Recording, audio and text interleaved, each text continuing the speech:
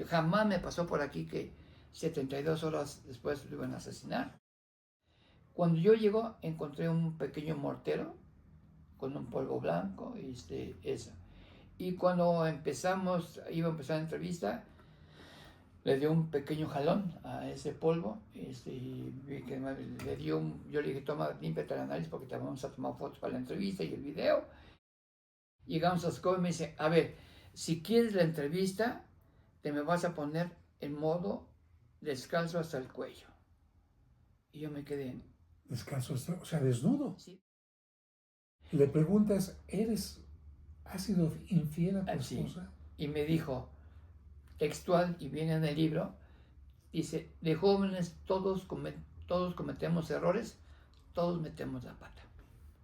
Se dice uno en la grande, como se me hace a mí ahorita, y yo agarré una servilleta de papel y se quitó los lentes y me dijo, Dios es muy grande conmigo, Dios me quiere y me ha perdonado todos los errores que he cometido. Y le dije, Paco, ¿tienes miedo a la muerte? Y me dijo, yo sé que me voy a ir cuando Dios diga el momento que me vaya. Y 72 horas después se fue.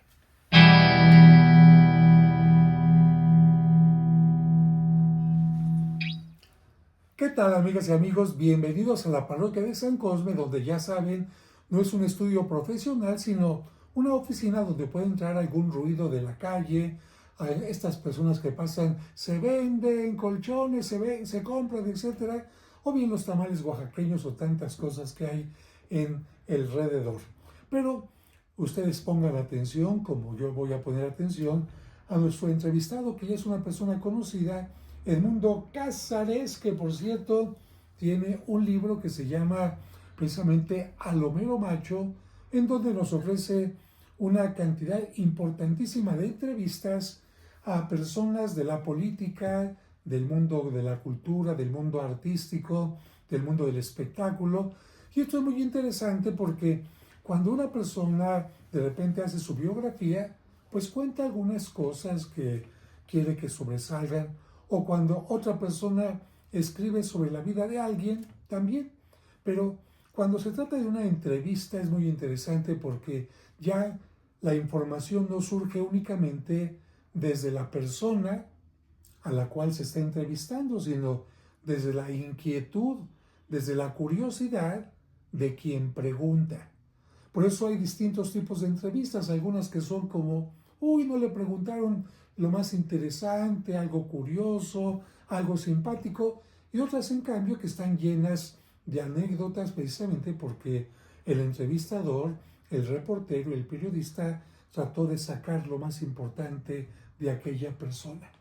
Este libro, fíjense, tiene entrevistas de personajes como Manolo Fábregas, Lola Beltrán, José Luis Cuevas, también Elena Poniatowska, Cricri, Cantinflas, la señora Irma Serrano, María Félix, pero hoy vamos a hablar precisamente de un personaje que fue muy importante en el mundo de la televisión, sobre todo por el humor, por el sarcasmo, y al final de su vida, eso ya es otra cosa que no se habla en esta entrevista, pues lamentablemente su asesinato.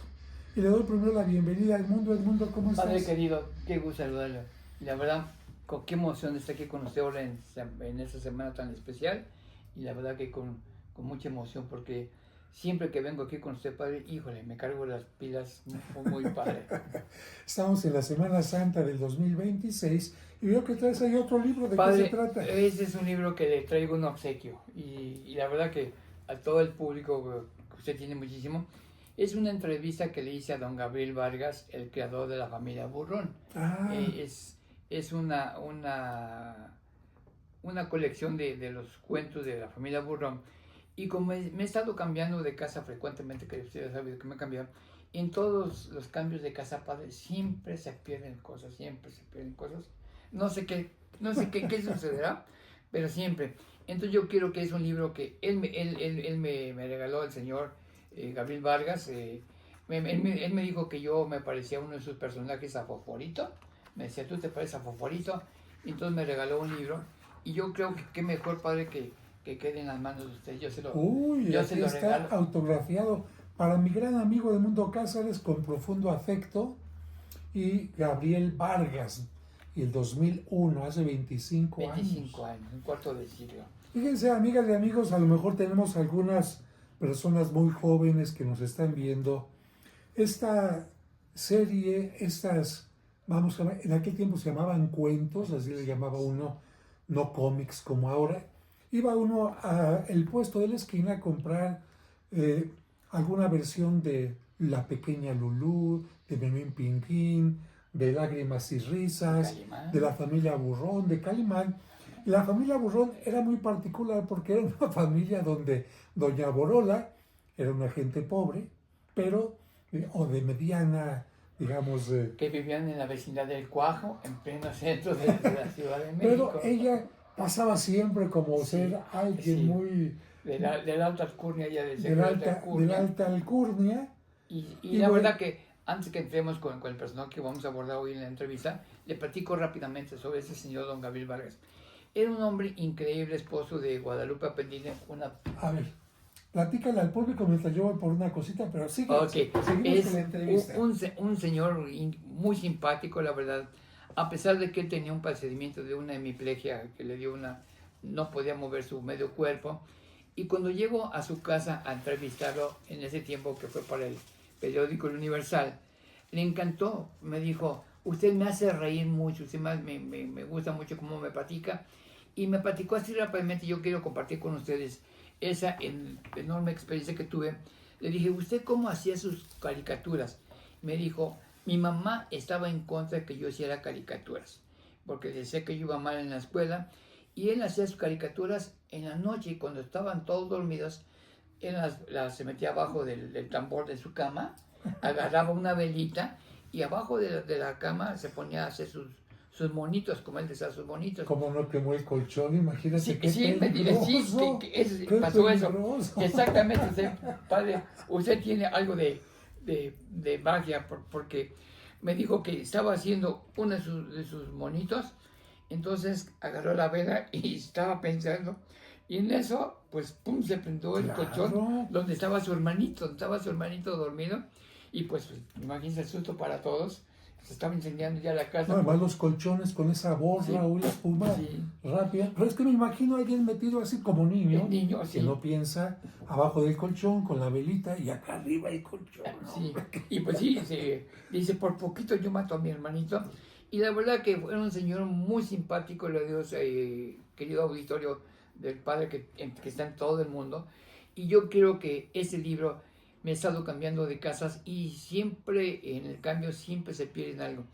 Yo sé que el padre es un hombre que yo quiero mucho, lo amo, lo respeto, y sé que esto queda en buenas manos, y se lo regalo porque con, Pues con todo el gracias. cariño, porque es algo aparte histórico, don Gabriel Vargas. Él vive todavía. No, ya murió.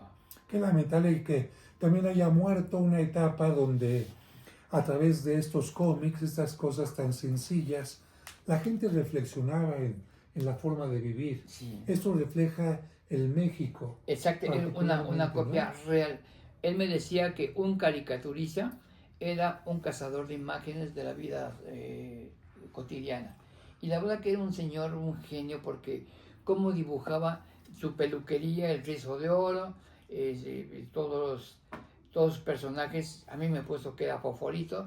Me dijo, usted es uno de mis hijos en el aspecto de la creatividad gráfica. Bueno, así que la familia Burrón con doña Borola, don Regino, que era el esposo chaparrito, ella altota, don Regino chaparrito, en la peluquería, luego el que ayudaba ahí en la peluquería recogiendo los pelos, Foforito, precisamente. Foforito, sí.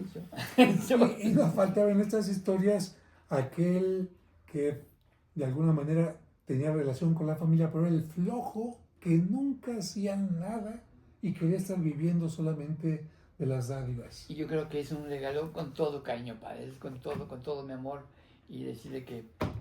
Pues fíjate que ya tengo dos cosas de don Gabriel Vargas. No me digas. Esta a través de qué, pero fíjate qué tengo aquí. De hecho, le acabo de poner apenas, discúlpenme el ruido, pero le acabo de poner apenas marco a esto, porque precisamente un familiar de don Gabriel me hizo llegar esto que nos habla de otra etapa de su vida. Porque si bien él hizo caricaturas, mira lo que hizo también. Qué bonito. Este paisaje lo hizo en 1958 y aquí está Gabriel Vargas. Como pueden ver, es una especie de visión nocturna. Qué bonito. Entonces los voy a poner juntos en una especie de vitrina, porque esto lo voy a colocar como parte de la riqueza de San Cosme con el libro, y creo que la gente va a poder valorar esto. Pero bueno, ¿a cuánta gente has entrevistado y cuántas historias de amor, de pasión, de locura, de lujuria? Porque pues, es que el ser humano, sí. Yo no estoy de acuerdo cuando la gente dice, es que esta persona es mala, mala, mala, mala siempre, y este es bueno, bueno, bueno. Yo creo que todos los seres humanos tenemos un poco de bien y un poco de mal.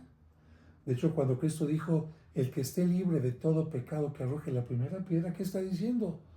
Dios sabe que todos los seres humanos tienen cosas buenas, pero también tienen cosas malas. Algunos más cosas buenas, otros más cosas malas, pero ahí entra en la cosa mala la lujuria, la avaricia, la pereza, la envidia, la gula, la ira y la soberbia, ¿no?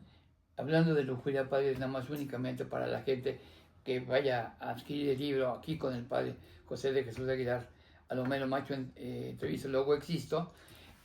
Tuve una experiencia fuera de lo normal, en todos... ¿Lujuriosa? Sí, la verdad que sí, lo digo, caray, así, bueno. así voy a ser muy respetuoso, Fui a entrevistar a una señora que se llamó Irma Serrano la Tigresa, en una mansión preciosa que le había regalado el expresidente Gustavo Díaz Ordaz, que se llamaba, todo el mundo la conocía como la Pagoda China, en las lomas de Chapultepec, y una casa hermosa, y tal aparentaba una pagoda china, tal cual una pagoda china. Y cuando llega a su casa, yo era reportero en ese entonces del periódico El Sol de México, y estaba lloviendo, y yo iba de traje, y me dice... ¿Estaba lloviendo o estaba yo viendo? No, lluvia. Aparte también estaba lloviendo, yo estaba viendo su casa y todo. Era una señora guapa, en su tiempo fue una figura del espectáculo, de la música vernácula, hizo películas, una mujer que era recia. Y me dice, ay, tengo un dolor en mi pie, no puedo caminar, por favor, ven, acompáñame a mi alcoba. Y le digo, pero vamos a hacer la entrevista, ven, acompáñame. Yo iba con mi camarógrafo, mi fotógrafo, y dice, a ver, vengan, por favor, pero... ¿Todos a su alcoba? Sí, a su alcoba. Y entonces sí, voy a ser muy respetuoso. Llegamos a su alcoba y me dice, a ver, si quieres la entrevista, te me vas a poner en modo descalzo hasta el cuello. Y yo me quedé... ¿Descalzo? O sea, desnudo. Sí, no entendí. ¿Solamente dejaba los lentes? Sí, me dijo, te vas a poner descalzo hasta el cuello y a ver, ustedes muchachitos, mi fotógrafo y el camarógrafo, si me van a tomar, ellos van a invitar un sándwich porque seguramente no han comido y me dejan, aquí yo me quedé, le dije a ellos, ¿qué hago? ¿Cuántos años tenías tú? Era un chamaco que tenía 28 años. ¿Y ella más o menos? Tenía unos 75, 76 años. 50 años de diferencia. Sí, total, o más. Bueno, ahora aquí hay que hablar un poquito para la gente más joven. Bueno, Irma Serrano, como bien dice, una mujer muy guapa, buen cuerpo, y en ese tiempo, pues tenemos que decir que muchos de los políticos o de los grandes empresarios, cuando conocían a una persona así, se fijaban en ella y para obtener ciertos favores, porque no vamos a decir que era, ay, es que era muy buena gente, no, para obtener favores, entonces un regalo, otro regalo, que podían empezar con una botella de champaña, pero también una figura de Lladró, una antigüedad, y a lo mejor hasta una casa. Un coche, una casa, y le dio una casa a don Gustavo Díaz Ordaz así rápidamente, no es el personaje que íbamos a abordar hoy, padre, pero ya que salió el tema, yo le pregunté, oiga, ¿y no se enojaba doña Guadalupe Borja de Diez? Me dijo, uy, me odiaba la señora, pero pues, y le digo, ¿y cómo le dio la casa? Me decía, pues, don Gustavo era muy amable conmigo y me regaló mi casa. Y bueno, volviendo así, yo... O sea, a lo mejor él le dijo también, desnúdate hasta el cuello, a lo mejor. Pues sí, ¿no? Pero digo, bueno, no nos metemos haya pasado lo que haya pasado. Yo le dije a mis compañeros, ¿Qué hago? Me dijeron, Chaparrito, rífatela, rífatela. Los caballeros no tenemos memoria. Al día siguiente se publicó la entrevista en primera plana en el Sol de México y viene aquí en este libro, a Homero Macho, entrevisto luego existo, viene allí con lujo de detalles, siendo respetuoso por la memoria de la señora, pero una experiencia como reportero totalmente diferente a todos mis compañeros. La única, y no sé si es la última, la primera y la última entrevista que me ha tocado hacer debajo de las sábanas. Oye, pero qué difícil, o sea, cuando te dice ponte así, sí, te pones incómodo. Sí, y yo no sé qué pasaría después, ya quizás ahí en la entrevista sí lo contarás, pero ciertamente en la entrevista tú no cuentas cosas que inventas, no, sino cosas que la otra persona te dice o que tú le preguntas, ¿no? Todo está grabado, todas las entrevistas que vienen en ese libro, todas, absolutamente todas, tengo los audios y tengo aparte en la Hemeroteca Nacional, son entrevistas que se publican en su tiempo, están allí los originales de las entrevistas, o sea, es todo. Para que yo pudiera publicar una entrevista, qué bueno que me haces esa pregunta, padre querido. Don Mario Vázquez Raña, en el Universal y en todos los periódicos que he trabajado, para que me pudieran publicar una entrevista, primero cotejaban con el audio, que fuera totalmente fiel, que no hubiera poner ni quitar ni poner nada, que fuera totalmente fiel. Imagínate una demanda de una mujer de ese tipo. No me la acababa, ¿no? Pero entonces fue una experiencia única, todos me decían, Edmundo, ¿pero qué pasó? Irma Serrano Tigresa, yo me acuerdo que hizo una obra de teatro que se llamaba Cleopatra, luego hizo La de Naná, era una mujer atractiva, tenía muy buen cuerpo en su tiempo, fue una vedette, y aparte pues hizo célebre aquella canción de la Martina, ¿se acuerda, padre? 15 años tenía Martina cuando su amor me entregó. ¿Qué estás haciendo, Martina? Que no estás en tu color. Y pues así me puso en color y pues total. Mira, aquí yo creo que mucha gente te podría criticar y decir, a ver, ¿se vale que un reportero por una entrevista llegue a eso? Ella fue la que me pidió. Pues sí, pero uno puede decir, le puedo mostrar la foto. No es mi forma, yo vengo a entrevistarla. Sí, exactamente, yo le dije. Usted tiene que estar cómoda, pero yo también. Ella estaba, cuando llegué a su recámara, estaba como Diosito lo trajo al mundo, digo, más así.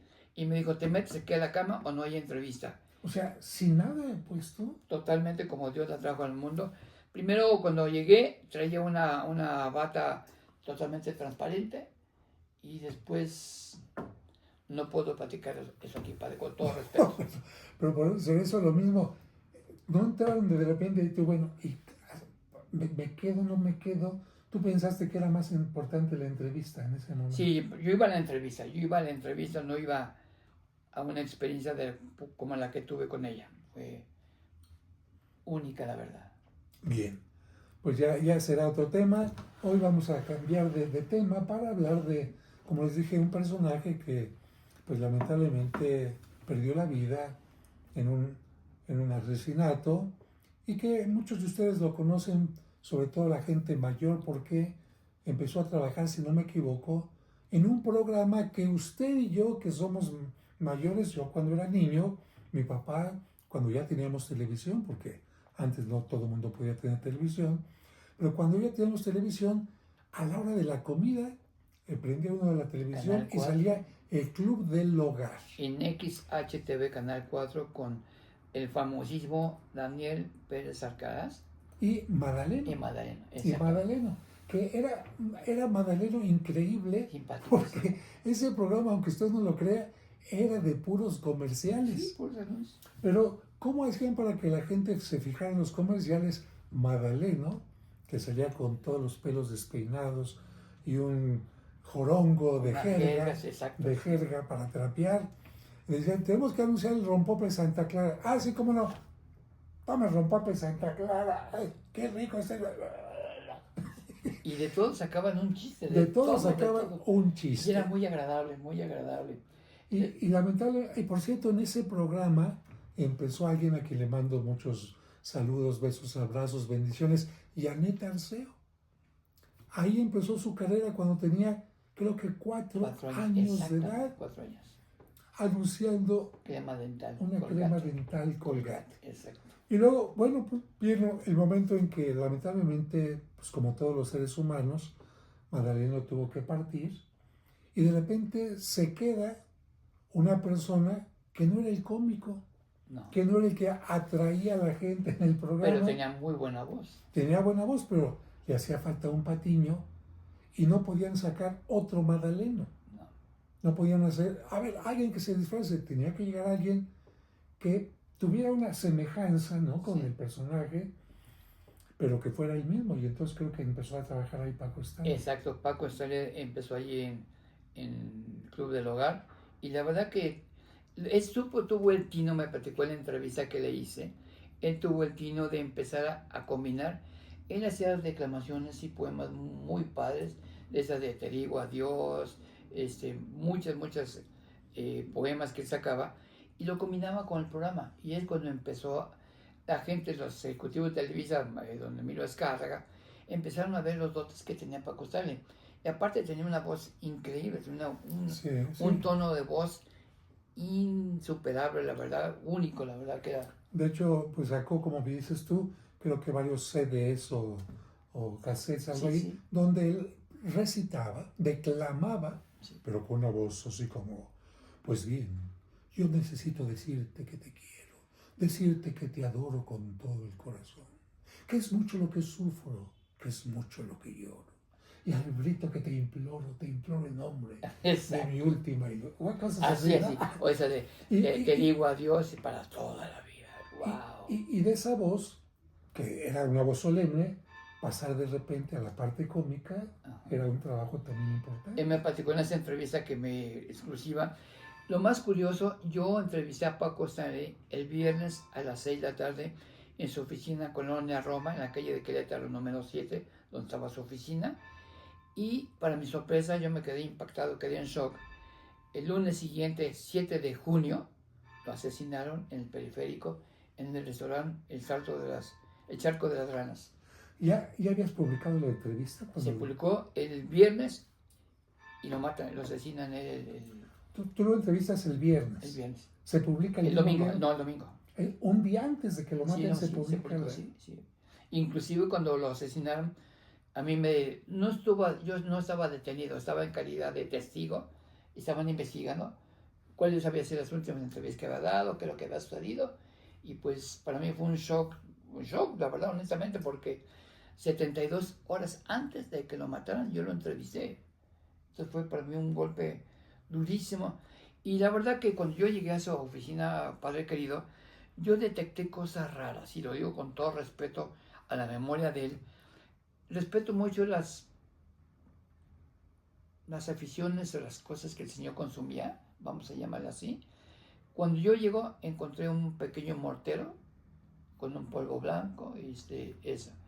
Y cuando iba a empezar la entrevista, le dio un pequeño jalón a ese polvo, y vi que yo le dije, toma, límpiate la nariz porque te vamos a tomar fotos para la entrevista y el video.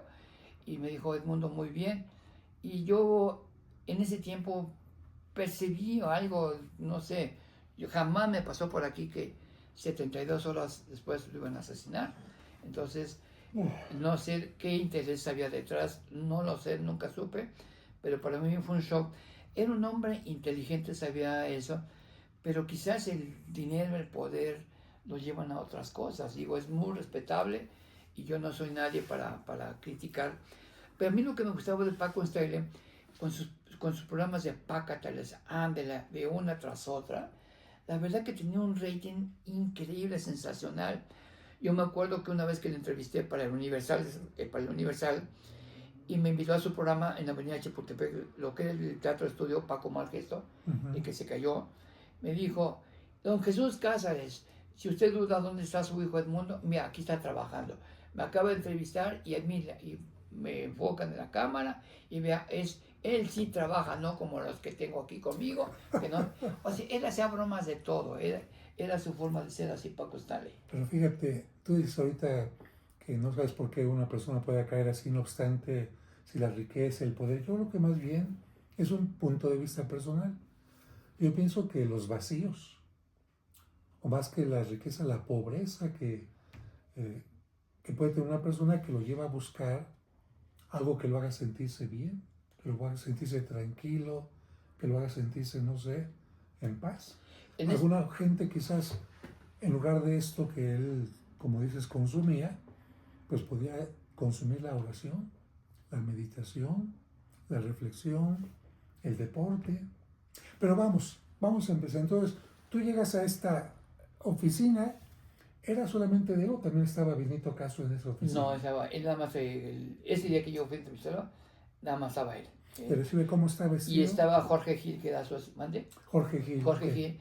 Paco Stanley traía un traje, no era un combinado que traía un combinado, un saco de panas azul marino que me gustó, se veía muy padre, elegante, traía una camisa color de rosa quizás parecida a la mía algo, y no traía corbata, vestía bien y me dijo, se quitó el saco, tenía calor, me dijo, ¿quieres un refresco? ¿Quieres agua? Le dije, agua por favor, y él le trajeron un té negro, me acuerdo que era un té negro, y le empecé a preguntar, le dije, Paco, ¿es doloroso ser famoso? Y le hice esa pregunta y se puso a pensar, se recargó así y se puso a pensar, y me dijo, no sabes lo que me ha tocado llegar hasta aquí, lo que me ha costado llegar hasta aquí. Y le dije, un personaje como tú, que es un ícono de la televisión mexicana ahorita, por los miles y miles de seguidores que tiene todo el país, ¿qué es lo que le hace llorar?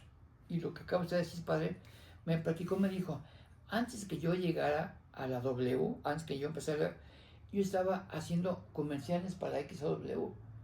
Y ahí es donde Emilio Escárrago escuchó mi voz y luego fue el que me trajo para el Club del Hogar.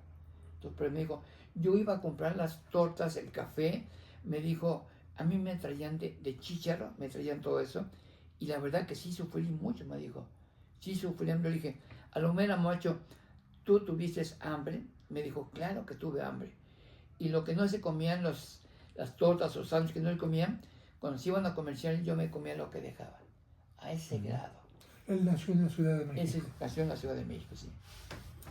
Pues son dos preguntas fuertes para empezar la entrevista, ¿no? Sí, de verdad que sí. Entonces, sí, le costó trabajo llegar a donde estuvo, tuvo hambre, y después, ¿qué pasó? ¿Qué le preguntaste? Luego le pregunté, ¿por qué se había metido de político? Le dije, si era un tanto famoso con el programa de Pácatelas, ándala, una tras de otra, le dije, ¿por qué la SED? Me dijo, me lo ofrecieron, me dijeron, me ofrecieron la diputación, pero al final, cuando troné, cuando no era lo mío, le capacité y me dijeron, la verdad que allí empecé a descubrir un mundo que no era el mío, la política.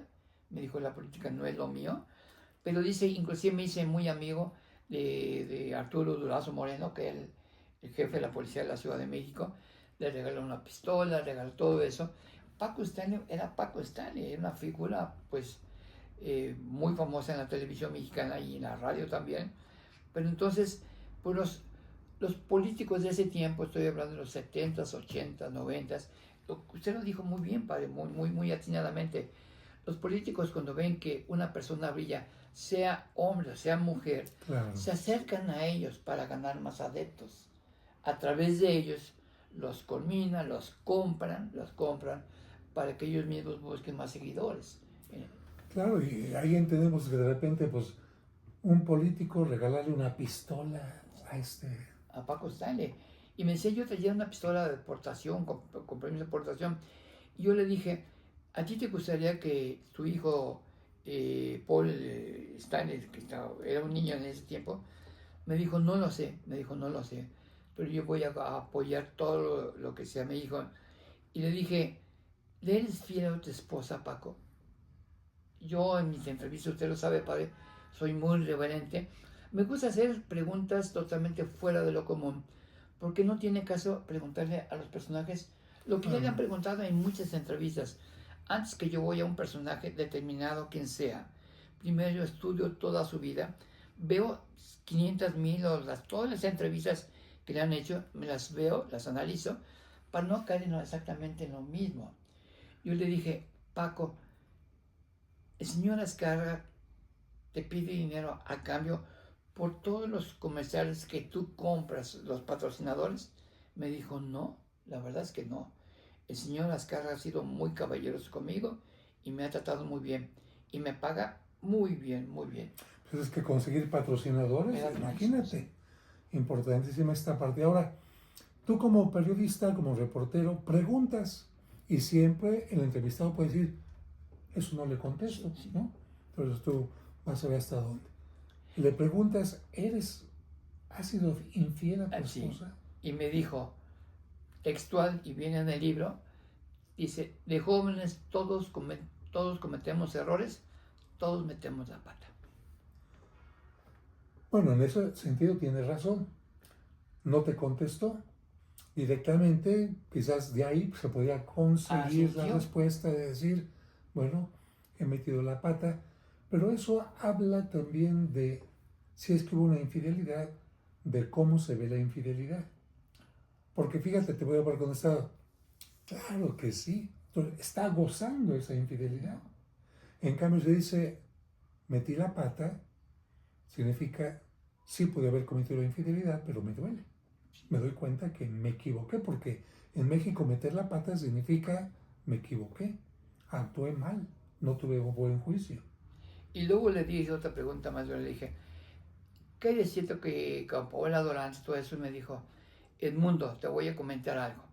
Cuando una persona, sea quien sea Raúl Velasco, sea Paco Stanley, a todas las personas nos cuelgan milagritos. Y yo dije, Paco, ahorita que estás probando las mieles del éxito, que estás en los cuernos de la luna, sigues siendo infiel a tu familia. Y me dijo, ahora quiero a mis hijos y quiero mucho a mi mujer. O sea, como que tuvo un arrepentimiento, como que supo pues rehacer su vida, pero pues otros vicios se lo llevaron por otro lado, ¿no? Pues es que el vicio es algo que no se puede dejar si no se tiene un proyecto. Inclusive le hice una dejarlo, pregunta, ¿no? viene... Tú le preguntaste, por ejemplo, no, creo que nunca le has preguntado a la gente, ¿cree en Dios? Sí, le pregunté eso exactamente. Le dije, viene la entrevista, les sugiero, les pido, compren el libro, por favor, aquí con el padre. Es una entrevista, es la última entrevista que dio Paco Stanley, la última. No volvió a dar porque yo lo entrevisté el viernes a las 6 de la tarde y lo asesinaron el lunes a las 11 de la mañana.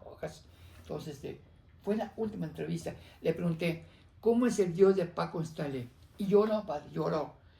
Se dice una grande como se me hace a mí ahorita. Y lloró, agarró una servilleta de papel y se quitó los lentes y me dijo, Dios es muy grande conmigo. Dios me quiere y me ha perdonado todos los errores que he cometido. Y le dije, Paco, ¿tienes miedo a la muerte? Y me dijo, yo sé que me voy a ir cuando Dios diga el momento que me vaya. Y 72 horas después se fue. Que uno dice, bueno, con lo que te contestó, se fue tranquilo, porque si dijo, Dios me ha perdonado, Sí. quiere decir que él tuvo un arrepentimiento, que le pidió perdón, no sabemos si a través de una cuestión personal únicamente o a través de una confesión. Y le hice otra pregunta que también lo cimbró, le dije, Paco, con todo respeto, con el cariño, con la confianza que me dispensas, Paco ya me conocía porque lo había entrevistado muchas veces, desde que estuve en Excelsior, en Universal, en Ovaciones, lo había entrevistado como 6 o 7 veces ya me ubicaba perfectamente. Inclusive en la casa de ustedes tengo toda la colección de discos de los poemas de Paco Stanley. Y le dije, Paco, ¿qué es cierto que eres tan famoso y que te has cansado de esto y ahora has incursionado? ¿Es cierto que eres homosexual? Y también le preguntaste eso. Le pregunté tal cual y me dijo, Edmundo, no, la verdad, no tengo nada en contra de esa preferencia, pero no, me dijo, soy derechito, quiero mucho a mis hijos y quiero mucho a mi mujer. Lo que sí me reiteraba una y otra vez era el gran amor que tenía a sus hijos, a su esposa. Eso lo subrayaba cada vez que yo le comentaba algo. Ahora, él trabajó en 2 empresas. Sí. Evidentemente se hizo grande en Televisa. Pero no le preguntaste por qué dejó Televisa. Sí, le pregunté bien en el libro. Me dijo, hay ciclos que se cumplen. Me dijeron que supuestamente le habían dicho Alejandro Burillo, que era sobrino de Azcárraga, fue el que le metió esa zancadilla para que dejara Televisa. Fue Sí, una mala jugada. Una mala jugada de Alejandro Burillo, el Güero Burillo. Y me lo dijo Paco textual. Alejandro Burillo me odiaba porque no permitía que su papá, ahora menos Emilio Azcárraga Gallán, me dijo, el Güero Burillo hizo que Emilio Azcárraga Gallán le dijera adiós, porque ya era el único, él era el nuevo titular, el mandamás de Televisa en la última etapa, y me dijo, el Güero Burillo fue el que convenció a Azcárraga Gallán para que me mandara al carajo.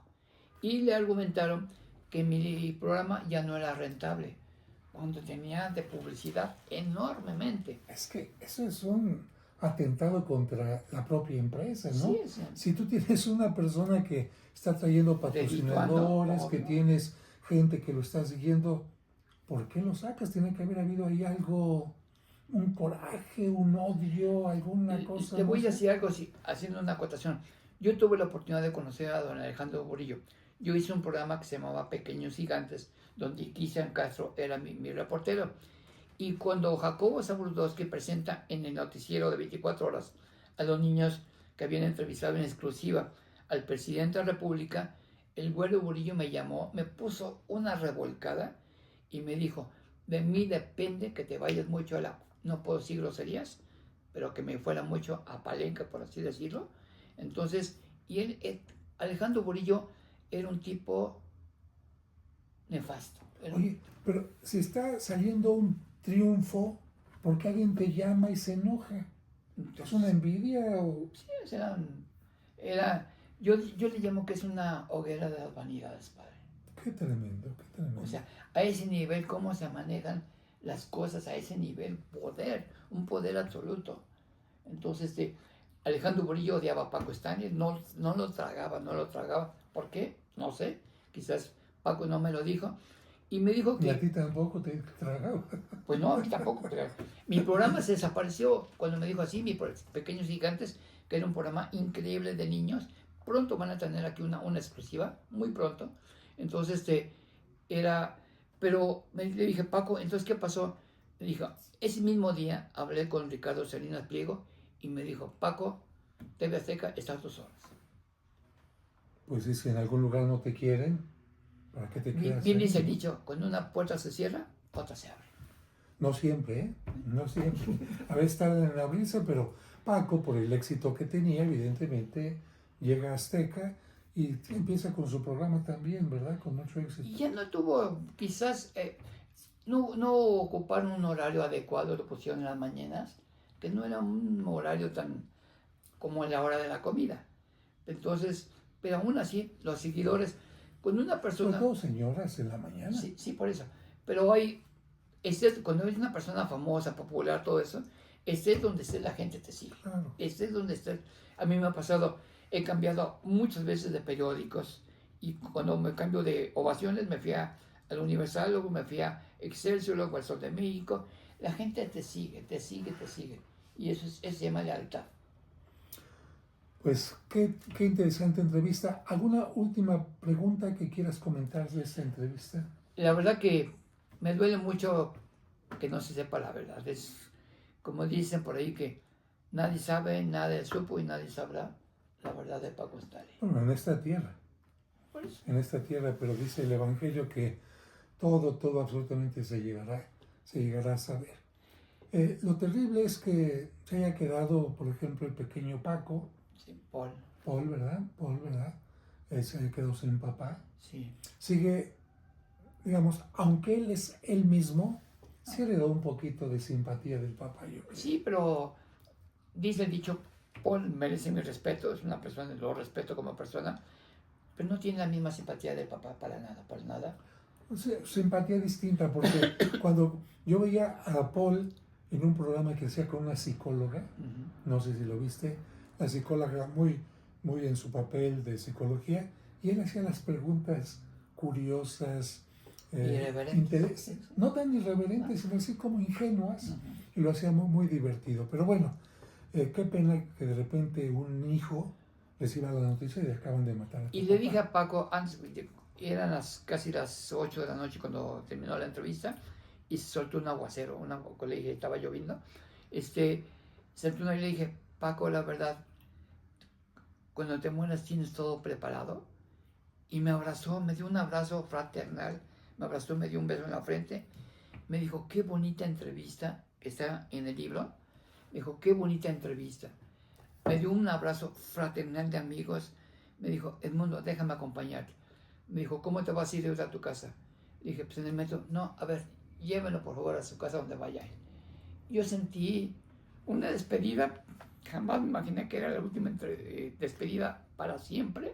Quizás en el cielo nos volvamos a encontrar, pero esa pregunta que le hice al final le llegó, se cimbró, porque cuando me dio la mano estaba sudorosa su mano, me abrazó y me dio un beso en la frente y me dijo, qué hermosa entrevista, me hiciste meterme a mí yo mismo, me hiciste un vuelco, que diera un vuelco en mi yo, y me dice, pero sobre todo me estás conectando con Dios, me estás eso. No sé si en algún momento él haya presentido lo que le iba a suceder 72 horas después. Yo me fui a mi casa y el lunes me desperté con la trágica noticia. ¿En qué automóvil te llevaron a tu casa? Era un carro, una camioneta, era una 4x4. ¿No es en la que lo mataron? No otra. Eso era tremendo, ¿no? Haber estado en esa camioneta. Pues aquí viene, como dice Edmundo, todos los interrogantes. Paco tenía algún problema en particular, alguna amenaza, no lo sabemos. Cuando una persona está sin ningún problema, transita normalmente y puede tener la muerte de cualquier manera, en un asalto, en un accidente, lo que sea. Y algo que se me queda en tintero, padre querido, Paco era un tipo filantrópico, la verdad.